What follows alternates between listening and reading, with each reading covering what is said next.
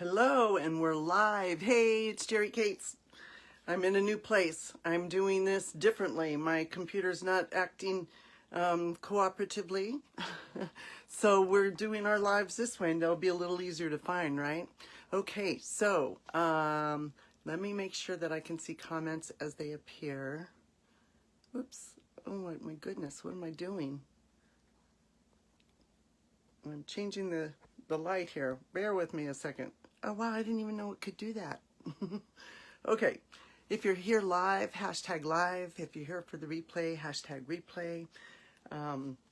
Okay, so every week we have this theme here, and this week's theme is journey. Let's see, where are we at here? Unmasking your true self, overcoming imposter syndrome. So we're taking a look at imposter syndrome. A lot of people don't know what that is. So what is it? It's when people feel like they're not smart enough or not skilled, as skilled as everyone thinks they are, right? It happens a lot with coaches. I know with me as a nurse, I felt like I didn't know what I was doing and I was afraid they'd find out. And here my GPA was really good. Clearly I had the experience to go and be a nurse, but boy, I'll tell you what, for a while there I was pretty scared. And it might have something to do with the whole experience of nursing school was a fear-based thing. You know, and it's so funny because we learned early on in the first semester we did this talk on teaching learning theory.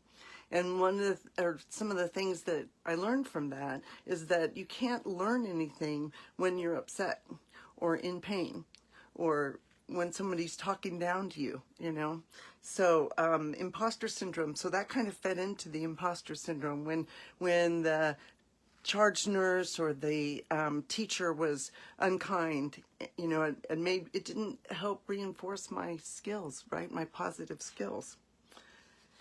So it's like you feel like you're wearing a mask of being smart or good at something, and you're scared of being caught without it, even though you really do deserve the success you've had. A lot of times we go to school, we go get some training, we have life experience, and we don't give ourselves credit.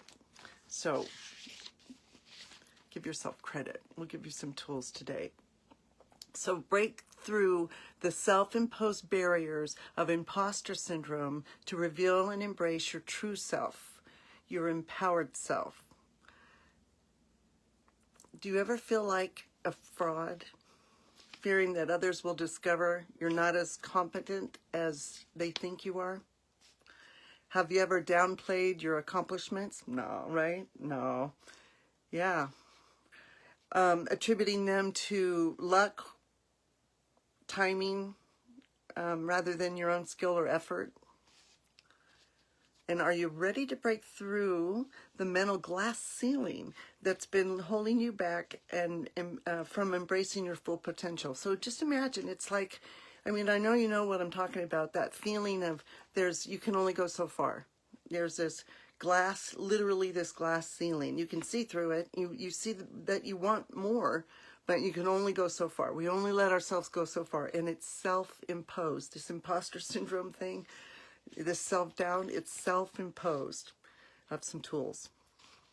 So what's the problem? The main problem is self-doubt, persistent self-doubt despite achievements. We don't give ourselves credit for the things that we've done. Fear of failure and fear of failure and fear of success. You can be afraid of both. And that imposter syndrome might keep you back from taking the next level in your business or in your career because you're afraid of failure, right? So you might be living in that self-doubt. And another problem is chronic stress and underutilization of your own expertise, right? We're hiding out. We don't want anyone to know that we don't know what we're doing. Or that's how I felt as a nurse with a bachelor's degree in nursing. And I went out there with this fear that, oh my gosh, I don't know what I'm doing.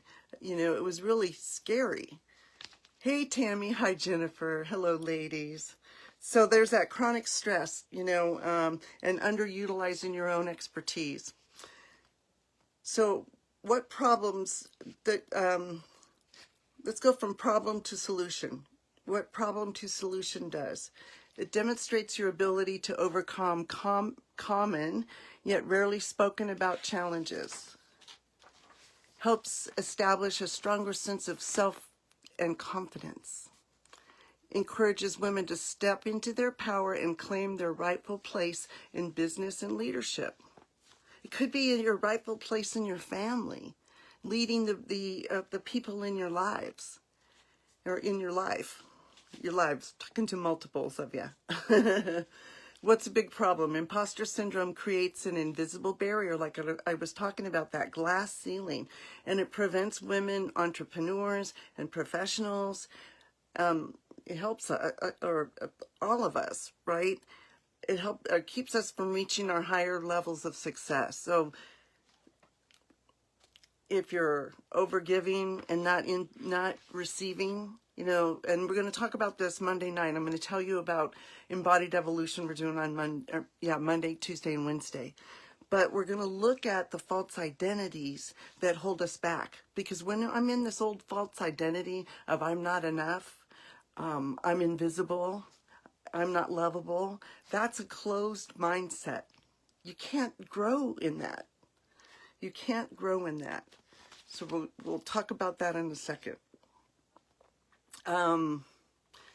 So you got to recognize and understand and take action against imposter syndrome through practical, evidence-based strategies. And I'm going to give you a couple. So this talk is for you if you felt overshadowed by doubt, hesitated to seize opportunities, or struggle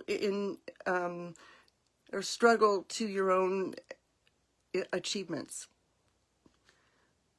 What you're about to discover is how to identify signs of imposter syndrome, understand its psychological underpinnings, and apply tangible strategies to combat it. So let's pave the way to a more confident and fulfilling you. So my personal story about imposter syndrome, it was really that. There were a lot of things in my life that I did and got training for and still was afraid. And why was I afraid? I didn't believe in myself. I doubted myself. And can you see how that's a closed mindset? You can't do anything with that. So I want to invite you to use some self-leadership and lead yourself out of that closed mindset into a possibility mindset, into a growth mindset, right? So what if I'm not enough in a growth mindset? I'm more than enough to be loved. Right? I'm more than enough to be supported. You see the possibility there? Or you're facing a challenge and in the past you might have just complained about it and it just got worse or it didn't get better. But if you step over to this growth mindset, I wonder how this is going to work out. I wonder what resources I have. I wonder what I'm going to learn from this. I wonder what skills I need to learn so that I can grow from this. You see, it's the possibility chair. I used to do this when I was a nurse practitioner, and if somebody was really down on themselves and feeling victimized, I would be sitting in a chair and say, this is the chair of victimization. Everybody's taking advantage of me. This is the feeling I'm getting. Now, I'll get up and walk across the room and sit in another chair and go, now this is the possibility chair. This is the chair where I ask questions. I wonder what resources I have. I wonder who I can reach out for support. See, and there's one, because we tend to, a lot of us tend to not reach out for support. And we wonder why no one's there for us. We're not there for ourselves. We're not allowing others to help us. So reaching out for support. Okay, let's see, where am I? So embracing your achievements. This one's really important. So I'm going to give you 3 points. I know I've talked about a lot of stuff, but this is powerful stuff. Okay, so the first one, to counteract imposter syndrome, you do it by acknowledging and owning your past and present successes. Can you see how that works? The biggest problem associated with this point is that many women minimize their achievements or credit external factors, reinforcing the imposter syndrome cycle, right? So it's like, oh no, not me. You do that? Stop it. Stop it. Notice how you deflect things. When somebody gives you a compliment, somebody acknowledges something you've done. Do you say thank you and feel good, or do you deflect it? So that deflecting it is feeding into that imposter syndrome. You choose, right? You get to choose. Now you know. So the solution is creating a success inventory that chronicles all your achievements, big and small, and all the strengths you've demonstrated to achieve them. And we do this resume exercise in my trainings. And there's a part where you write all your achievements. And you start at age 6. I was a lifeguard. I taught swimming. I was the counselor at camp, got my CPR, way back there, and move it up through your life. You spend some time writing all that out. It's really a powerful inventory of how far you've come and all the skills and experiences you have. So that helps to counteract that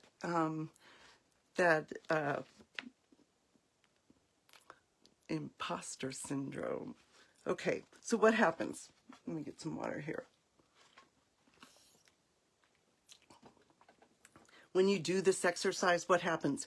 You have a greater awareness of your capabilities. It actually increases your self-confidence and your skills and your decision-making. And it's the foundation for a narrative of self-efficacy. And that's belief in yourself and your self-worth and your abilities to do things, to accomplish your goals, right? So now a story about the solution. Let's talk a little bit. So the resume exercise, I told you about that. Really, it's about acknowledging yourself and receiving the good. And we do exercises in Empowered Life about practicing receiving the good. Because if you're an overgiver, you're probably not very good at receiving. That's the I'm not worthy false identity. So start your success inventory today. Set the timer for 15 minutes and see what you come up with. And then when you're done, read it out loud. You have to read it out loud so you feel the vibration of it. And it's an amazing little exercise. If you want to move some energy, that's a powerful way to do it. So the next one, let's talk about reframing failure. Changing your relationship with failure from fear to learning, right? See the shift? Let that self-leadership work there. See, I'm noticing I'm afraid. Well, let me take myself over here and ask powerful questions. What's the possibilities are open here, right? Is this making sense? Give me a yes if this is making sense, if this is resonating with you. Okay. The biggest problem with fear of failure is that it feeds the imposter syndrome and prevents risk-taking and growth. And we got to take a little bit of risks to grow. It keeps us stuck and stagnant in that closed mindset. So to adopt that growth mindset that values effort and learning, that's the solution. Effort and learning from mistakes and more than the pursuit of unattainable perfectionism, right? Watch out for that perfectionism. It really is unattainable. So what the solution makes possible: increased willingness to take calculated risks, a more compassionate and realistic self-assessment, right? You're more aware of what you've done.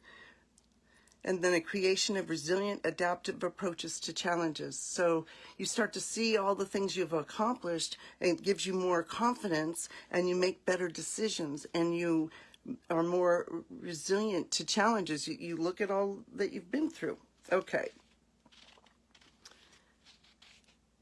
And I mentioned about going from a closed mindset to a growth mindset. So notice when you're in that closed mindset loop. Notice when you're complaining, even in your head, or putting yourself down. You cannot grow from that space. So invite your wise adult self to do some self-leadership and start asking those powerful questions. I wonder how I'm going to get through this. I wonder what support I can get. I wonder what lessons I'm going to learn. Just start thinking about what kinds of questions would you ask if you were in possibility. All right. Let's make sure I didn't forget my... And then the last point is about cultivating authentic confidence. And you build genuine self-assurance by owning your expertise and contributions. And this is associated with discounting, the biggest problem with it is discounting your expertise, and it reinforces the imposter syndrome and undermines authority and influence. And the solution is to regularly assert your ideas and achievements in professional settings, even in relationship settings, right? You want to have more confidence and more communication in the relationship. What if you actually said how you were feeling? Right? And what if you could say it in a way where you could just name your feelings without it being taken as a blame or an argument? What if you could create that kind of space, right? What the solution makes possible: strengthen professional identity and presence, enhance respect and credibility among peers, superiors, family, and a powerful shift from external validation to internal self-affirmation. So, we're not looking outside ourselves for that validation all the time. We're being our own #1 cheerleader, and we're falling in love with the micro improvements, the little things that we do. Yes? Let's see. So, I got to share this story with you. When I first started doing coaching and got my own coach, and I was told I had to do live videos, and I didn't do them. I was not going to do them because I could stop that video and fix it and make it perfect. I could cut those bad spots out, right? But I got challenged by a coach one day, and she says, you have 24 hours to do a live video. I was supposed to be doing a 30-day challenge. That's what you see sometimes coming up on my feeds, is pieces of those 30-day challenges. But I remember being really scared. And I remember it wasn't so bad.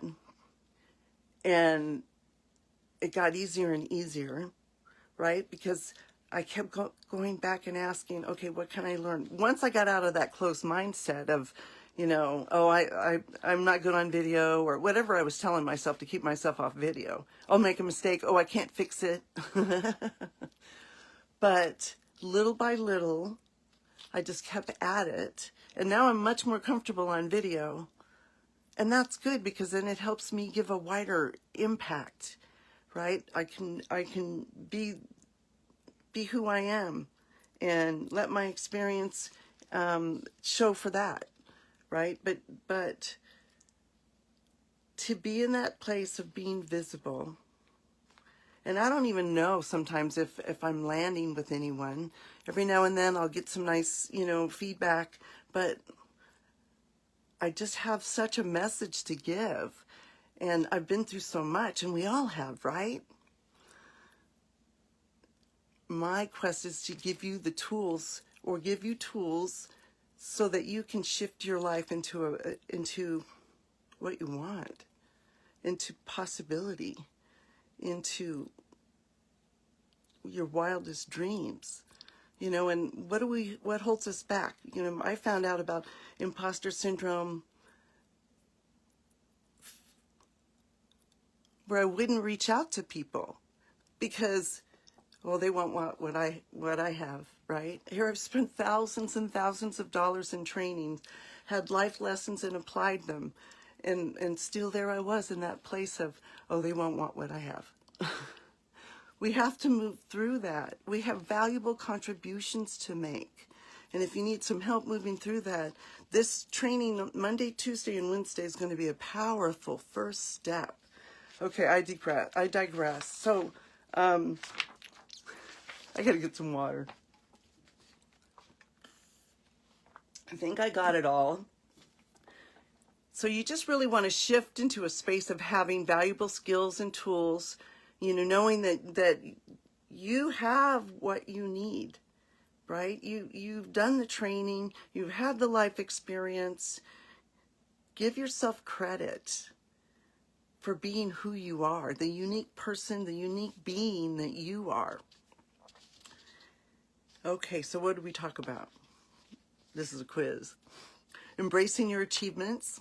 We looked into the importance of recognizing and owning your success stories, and in order to dismantle the imposter syndrome. And then reframing failure. We learn to shift our perspective on failure, seeing it not as a defeat, but as a valuable lesson or as a catalyst for growth. We learn to go from fixed mindset to a growth mindset. And there'll be more about that on Monday in Embodied Evolution. And number 3, we cultivated authentic confidence. We explored how to build real confidence by asserting your expertise and embracing your professional identity, or your identity, right? It's more than professional, it's who you are. So there's my journey. And I hope you got something out of that. I would love your key takeaways. I want to talk a little bit about Embodied Evolution. I have to go back and add the link to this video. If you're not signed up for it, it's because you don't know about it. So now you know. This is going to be such a powerful experience. And it's Monday, the 13th through the 15th. Monday, Tuesday, Wednesday from 5 to 6 Pacific. It's just an hour. And I want to invite you to come on the Zoom call. I'm having challenges broadcasting in the Facebook group.